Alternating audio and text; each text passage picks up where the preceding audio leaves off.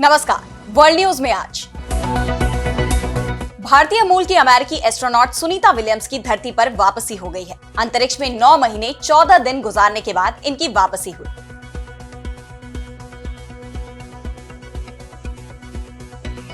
Sunita Williams की वापसी को दुनिया में उत्साह के साथ देखा जा रहा है। इसे नासा की बड़ी उपलब्धि माना जा रहा है।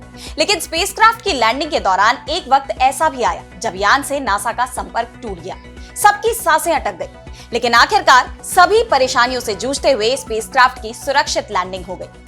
तो धरती पर सुनीता विलियम्स की चुनौतीपूर्ण वापसी पर हम करेंगे विस्तार से चर्चा। लेकिन आइए जरा उन खबरों को भी देख लें जिन पर आगे होगी बात। रूस यूक्रेन युद्ध विराम पर अमेरिकी राष्ट्रपति ट्रंप की रूसी राष्ट्रपति से बात। पुतिन ने 30 दिनों तक हमला नहीं करने पर जताई सहमति। रूस ने की यूक्रेन को सैन्य सहायता रोकने की मांग। बलूचों के हाथों शर्मिंदगी के बाद शहबाज सरकार पर बरसे पाकिस्तानी आर्मी चीफ। पाकिस्तान को एक हार्ड स्टेट बनाने की अपील। बेहतर शासन और एकता पर दिया जोर।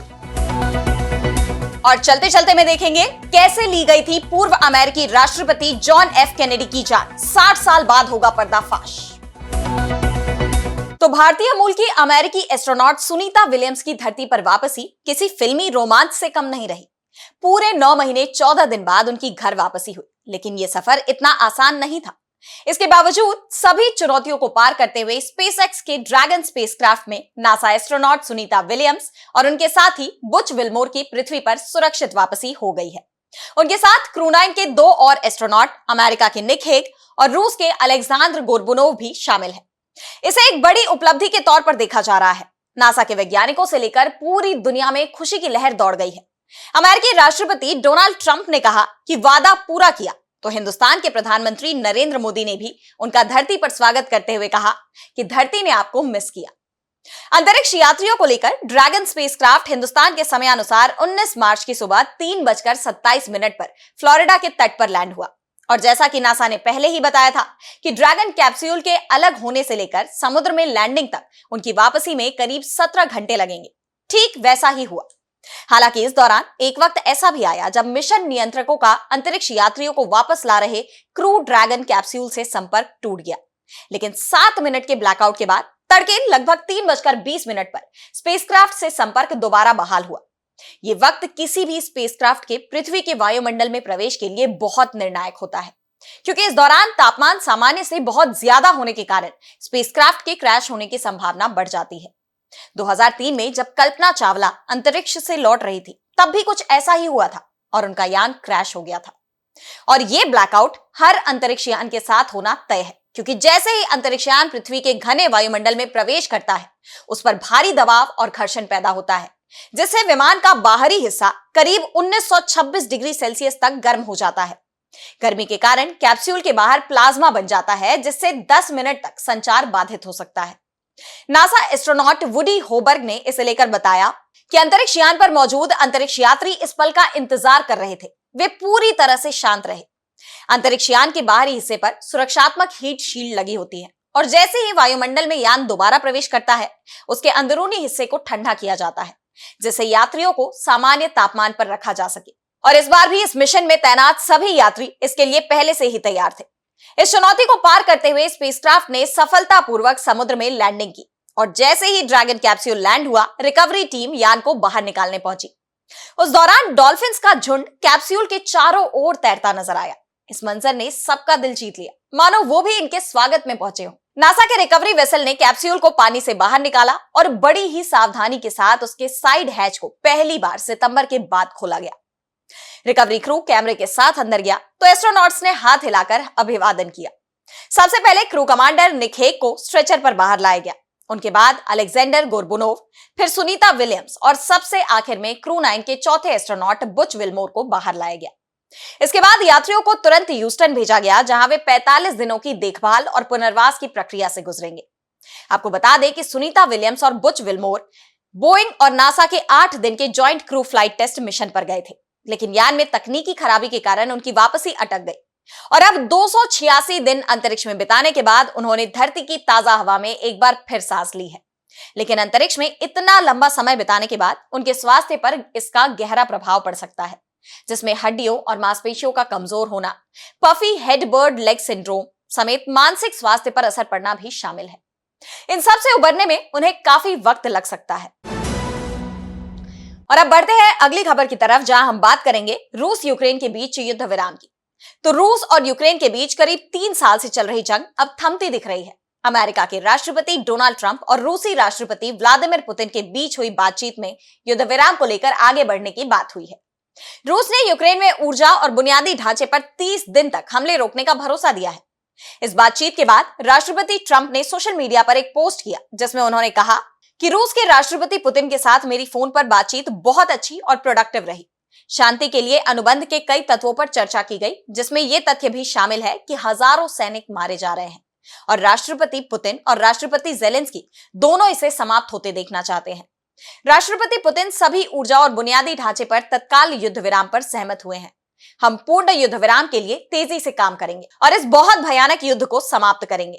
अगर मैं राष्ट्रपति होता तो ये युद्ध कभी शुरू ही नहीं होता। बता दें कि दोनों नेताओं के बीच फोन पर करीब 3 घंटे तक बात हुई। इसके बाद रूसी राष्ट्रपति के कार्यालय क्रेमलिन की तरफ से भी बयान जारी किया गया। दरअसल रूस का कहना था कि सीमित समय के युद्ध विराम का कोई फायदा नहीं होगा, उल्टा यूक्रेन इस समय का उपयोग अपनी सैन्य तैयारी में करेगा। इसलिए बात लंबे समय तक की शांति के लिए होनी चाहिए। इसके लिए यह शर्त भी थी कि यूक्रेन को नाटो में शामिल नहीं किया जाए। साथ ही यूक्रेन के जिन हिस्सों पर रूस का नियंत्रण है उसे रूसी क्षेत्र के रूप में मान्यता दी जाए। डोनाल्ड ट्रंप ने भी यूक्रेन से युद्ध विराम को लेकर कहा था कि लंबे समय से जिस क्षेत्र में रूस का नियंत्रण है उस पर अब यूक्रेन को अपना दावा छोड़ना होगा। फिलहाल 3 दिनों तक ऊर्जा और बुनियादी ढांचे पर हमला नहीं करने पर दोनों देश सहमत हुए हैं। इससे आगे की बातचीत का रास्ता खुलता जरूर दिखाई दे रहा है। और अब अगली खबर में बात पाकिस्तान की। तो पाकिस्तान के आर्मी चीफ इस वक्त गुस्से में दिखाई दे रहे हैं।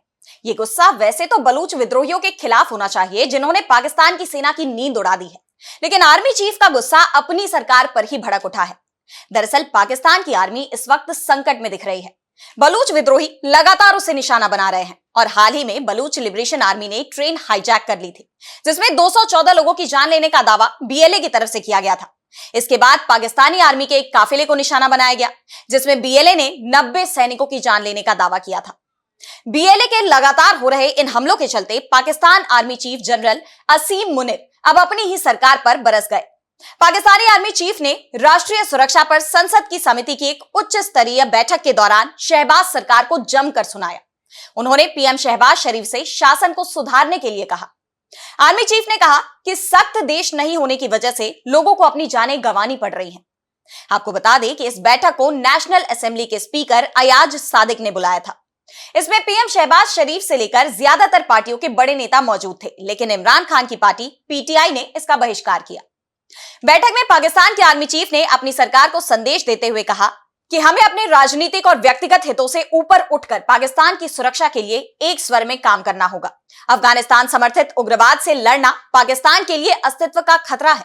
उग्रवाद के खिलाफ जंग देश के अस्तित्व को बचाने के लिए है। सख्त देश नहीं होने की वजह से लोगों को अपनी जान गंवानी पड़ रही है।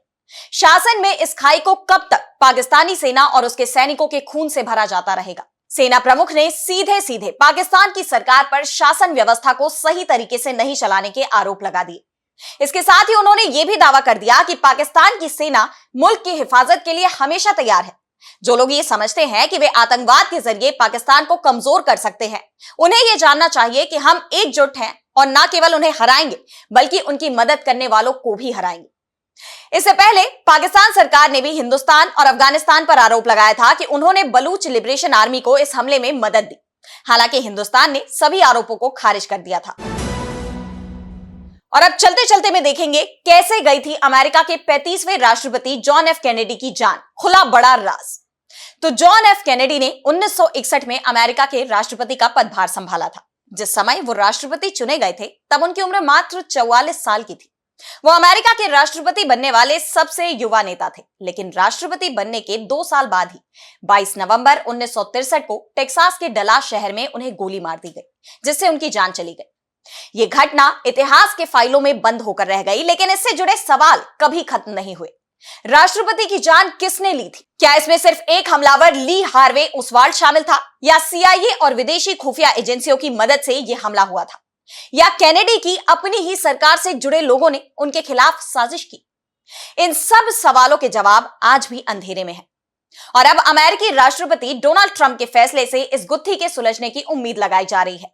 डोनाल्ड ट्रंप के आदेश के बाद पूर्व राष्ट्रपति की जान लेने के मामले से जुड़ी सभी फाइल्स को सार्वजनिक कर दिया गया है। इससे पहले भी डोनाल्ड ट्रंप ने अपने वादे को पूरा करते हुए कैनेडी से जुड़ी सभी गोपनीय फाइलों को खोलने के आदेश पर दस्तखत किए थे।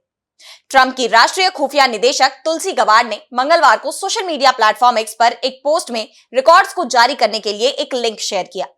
गबार्ड के कार्यालय के एक बयान के मुताबिक जॉन एफ कैनेडी केस के लगभग 80,000 पेजों के रिकॉर्ड को बिना संशोधन के प्रकाशित किया गया है। इस बयान में कहा गया कि अदालत के फैसले या आंतरिक राजस्व कानून के अधीन रखे गए अन्य दस्तावेजों को रिलीज करने में तेजी लाने के लिए भी न्याय विभाग के साथ काम किया जा रहा है। नारा वेबसाइट के मुताबिक इस मामले से जुड़े रिकॉर्ड में 6 लाख से ज्यादा पन्नों के दस्तावेज, photo, motion picture, sound recording और कलाकृतियां शामिल हैं। 22 नवंबर 1963 को जॉन एफ कैनेडी की जान उस वक्त ली गई थी जब वे टेक्सास के डलास में राष्ट्रपति पद के लिए चुने गए लोगों के काफिले में सवार थे। उनके साथ उनकी पत्नी जैकलिन कैनेडी, टेक्सास के गवर्नर जॉन कोनली और कोनली की पत्नी नेली भी थी। उस दौरान उपराष्ट्रपति लिंडन जॉनसन और उनकी पत्नी लेडी बर्ड जॉनसन भी उसी काफिले का हिस्सा थे जो राष्ट्रपति की कार से सिर्फ 2 कार पीछे थे। जब कैनेडी का काफिला डाउनटाउन रूट को पूरा करने वाला था तभी टेक्सास स्कूल बुक डिपॉजिटरी से गोलियों की आवाजें सुनाई दी। जॉन एफ कैनेडी को पूर्व अमेरिकी मरीन सैनिक ली हार्वे ओसवाल्ड ने गोली मारी थी। इसके बाद कैनेडी को पार्कलैंड अस्पताल ले जाया गया जहां उन्हें मृत घोषित कर दिया गया।